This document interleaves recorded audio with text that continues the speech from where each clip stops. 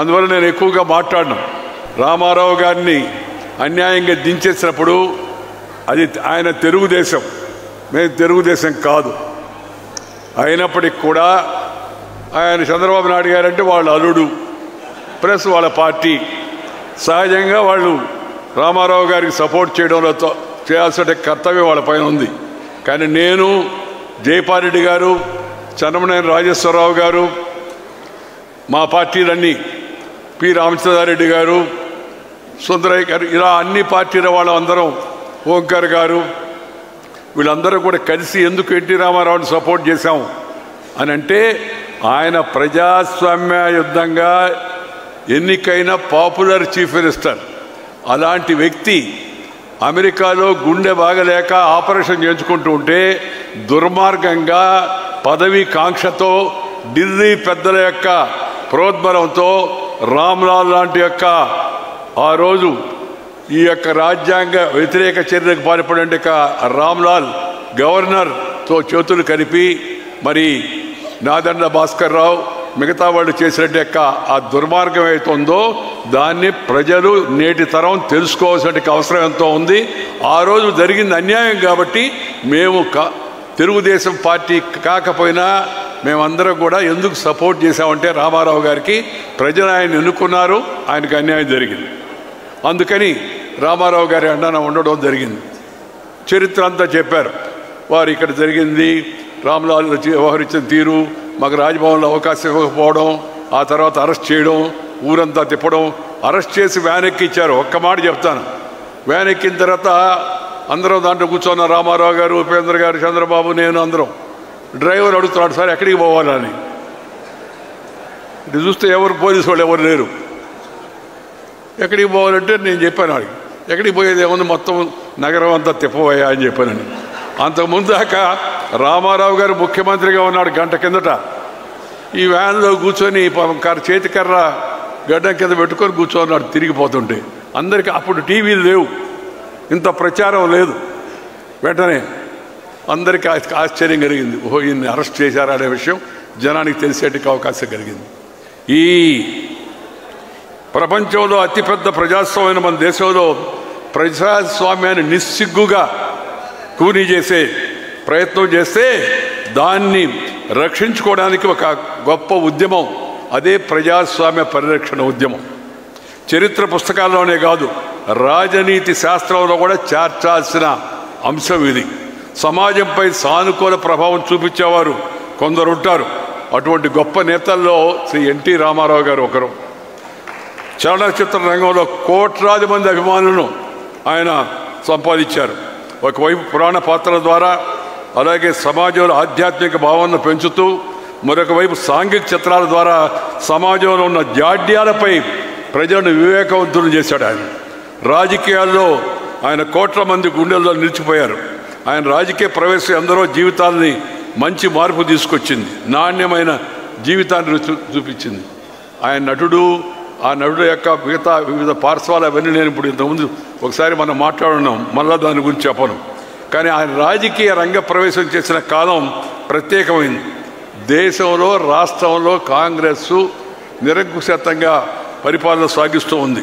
ఆ సమయంలో ఎలాంటి రాజకీయ అనుభవం లేని రామారావు గారు తెలుగు ప్రజల కోసం రాజకీయాల్లోకి వచ్చి ముఖ్యమంత్రి కావడం అవుతుందో అది చరిత్రాత్మకమైన ఘట్టం అని చెప్పి మీ అందరికీ మనం చేస్తున్నాను. ఆయన పాలన అనేక మార్పులు తీసుకొచ్చాడు.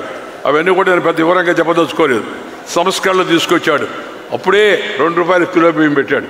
ఇప్పుడు మోడీ గారు కూడా దాన్ని ఇవాళ కొనసాగిస్తున్నారు. మహిళలకు ఆస్తిలో సమాన హక్కు ఇచ్చాడు.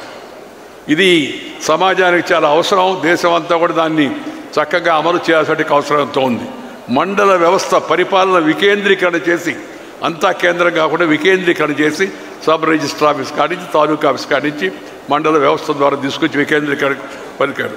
అలాగే వెనుకబడిన వర్గాలకు అందరూ మాట్లాడేవాళ్ళే కానీ చేసి చూపించిన మొట్టమొదటి వ్యక్తి ఎన్టీ రామారావు గారు. వెనుకబడిన వర్గాలకు జిల్లా పరిషత్ చైర్మన్లు కూడా వచ్చేటికి అవకాశం రామారావు గారి వల్ల లభించింది. ఆయన ఈ జరిగిన అలాంటి మంచి వ్యక్తికి జరిగినట్టు యొక్క ఈ అన్యాయాన్ని తిరిగి మళ్ళా న్యాయం జరిగేట్టుగా చూడడంలో ప్రజల పాత్ర చాలా ముఖ్యమైనది.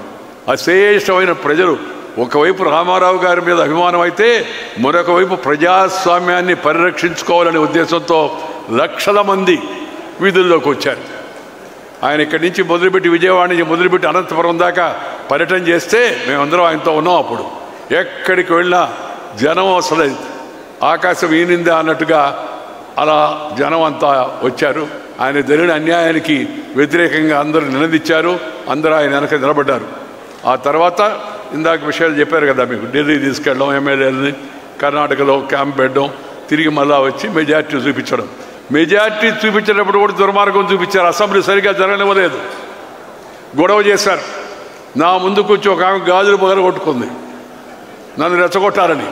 మేము ముందు రోజే మీటింగ్ పెట్టి అన్నగారు చెప్పారు అందరికీ, రేపు గొడవ జరుగుతుంది, ఎవరు మాట్లాడకూడదు, దయచేసి వెంకయ్యనాయుడు గారు జైపాల్ రెడ్డి గారు ఉంటారు, వాళ్ళు ఎవరు ఉంటే అవసరమైతే మాట్లాడతారని. ఒక ఆమె నా ముందుకు వచ్చి గాజులు పగల కొట్టుకొని అధ్యక్ష నన్ను అవమానపరుస్తున్నాడు ఈయన అన్నాడు. ఆయన అధ్యక్షుడు ఏంటి చూశాడు, చూస్తే ఈయన నన్ను ద్రౌపది అంటున్నాడు ఆయన. అంటే నేను లేచి చెప్పాను, ద్రౌపది మహాపతివ్రత, ఆమె పేరు ఎందుకు వాడతారని నేను వాడానని చెప్పి.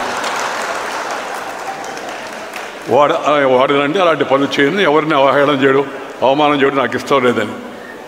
అసెంబ్లీలో మెజార్టీ ఉందని తెలిసి కూడా ఆఖరి వరకు అధికారాన్ని పట్టుకొని వేలాడేట్టుగా చేశారు. తర్వాత చెప్తారు వాళ్ళు మేము మెజార్టీ ఉందని. మెజార్టీ రుజువైన తర్వాత కూడా వాళ్ళు అసెంబ్లీ సాక్షిగా అది ఎక్కడ రుజువు అవుతుందని అసెంబ్లీని సరిగా జరగనివ్వకుండా అనేక రకాల దుర్మార్గాలు ఆ రోజు చేయడం కూడా జరిగింది. ఈ శాసనసభ్యులు స్టూడియోలో ఉన్నప్పుడు తీసుకెళ్దామని ప్రయత్నం చేశారు. ఈ ఇందర్సేన్ రెడ్డి గారిని అప్పుడు ఆ స్టూడియో బయట కాపలాకి మనుషులందరూ తీసుకొచ్చి పెట్టి పని ఇందర్సేన్ రెడ్డి గారికి పెట్టాము. అప్పుడు లోపల ఉండి వ్యూహ రచన మిగతా విషయాలు నేను చూస్తుంటే వాళ్ళకి కావాల్సిన ఏర్పాట్లు మిగతా వసతి పద్ధతి అంతా కూడా చంద్రబాబు నాయుడు గారు చూశారు. అలా వాళ్ళని కాపాడుకొని ఇక్కడి నుంచి ఢిల్లీ తీసుకెళ్తుంటే దారి పొడవునా రైల్వే స్టేషన్ పైన దాడి చేయించారు. తిరిగి మళ్ళీ అక్కడ దాని ఆఖరికి ఢిల్లీకి పోతే మేము ఆలస్యంగా వచ్చామని చెప్పి జైల్ సింగ్ గారిని ఢిల్లీ నుంచి నార్త్ ఈస్ట్కి వెళ్ళి పొమ్మని చెప్పింది ఇందిరాగాంధీ. మీరు అపాయింట్మెంటు లేట్ అయిపోయింది అందుకని ఇవ్వద్దని. ఆయన జైల్ సింగ్ గారికి వాజ్పేయి గారు, ఈయన రామారావు గారు అంటే అభిమానంకు ఆయన స్వామీజీ అంటుండేవాడు రామారావు గారిని చూసి. అటు రెండోది వాజ్పేయి గారు అద్వానీ గారు మాట్లాడారు, మీరు మాట ఇచ్చారు లేట్ అయినా కూడా ఉండి వాళ్ళ సంఖ్య ఉందని అది చూడండి అని. మేమందరం ఎమ్మెల్యేలు అక్కడికి వెళితే ఇంకా విచిత్రం, ఎమ్మెల్యేలు అందరం వెళ్ళి ఆయన కలిసాము, ఆయన చూశాడు, టీ తాగండి అన్నాడు గౌరవంగా. పాపం రాష్ట్రపతి గారు టీ తాగుతుంటే నాకు ఒక ఏడీసీ వచ్చి చెప్పాడు, సార్ నాయుడు గారు పక్కకు రండి అన్నాడు. ఏమన్నాను, అప్పుడు ఇవన్నీ లేవు టీవీలు ఇవన్నీ, టెలిప్రింటర్ ఉంది అక్కడికి వచ్చి చూడండి అన్నాడు. చూస్తే ఢిల్లీలో ఎవరైతే ఉన్నారో ఎమ్మెల్యేలు వాళ్ళలో కొంతమంది ఎమ్మెల్యేలు హైదరాబాదులో రాజ్భవన్ ముందు పెరేడ్ చేశారని. నేను ఇక్కడున్న మనుషుడు అక్కడిట పెరేడ్ చేస్తారని ఆశ్చర్యం కలిగింది. వెంటనే నేను రామోజీరావు గారికి ఫోన్ చేసి, సార్ ఆ ఎమ్మెల్యేలు ఎవరో వాళ్ళ పేర్లు కాస్త దయచేసి పంపించండి అని పేరు ఆయన కొద్దిసేపటికి పంపించాడు. పంపించిన తర్వాత రఘురాయ్ అని ఒక ఫోటోగ్రాఫర్ ఉన్నాడు ఇండియా టుడేలో. ఆ రఘురాయ్ గారిని అద్వానీ గారి ద్వారా పిలిపించి రామారావు గారిని బయట ఈ ఎమ్మెల్యేలందరినీ ఎవరైతే హైదరాబాద్లో ఉన్నారో ఆ ఎమ్మెల్యేలని ఢిల్లీలో రాష్ట్రపతి భవన్ బయట రామారావు గారి మధ్యలో కూర్చొని వాళ్ళు ఆ పక్క ఈ పక్క నిలబడి ఆ ఫోటో తీయించాం. ఫోటో అప్పుడు పంపించడానికి కూడా ఇదే ఫ్యాక్స్ లేదు. అప్పుడు సాయంత్రం మన సాయికృష్ణ రామారావు గారి కుమారుడు ద్వారా మరి డాక్టర్ శ్రీనివాస్ గారు ఎవరిని పట్టుకొని టికెట్ సంపాదించి ఆయన ద్వారా పంపిస్తే మేము రామోజీరావు గారికి ఇండియన్ ఎక్స్ప్రెస్ ఎడిటర్కి ఫోన్ చేసి పేపర్ కాస్త ఆపండి, ఇప్పుడైతే బాగా ఫాస్ట్ అయిపోయింది, అప్పుడు పేపర్ 10 గంటలకు అయిపోయేది, పేపర్ ఆపండి ఈ ఫోటో వస్తుందని. వచ్చిందాక వాళ్ళు ఆపారు, ఫోటో వేశారు. అసలు ఢిల్లీలో నకిలీ హైదరాబాదులో అని మరుసటి రోజు పతాక శీర్షికలో వచ్చింది. దాంతో అతను కుట్ర ఇదైపోయింది.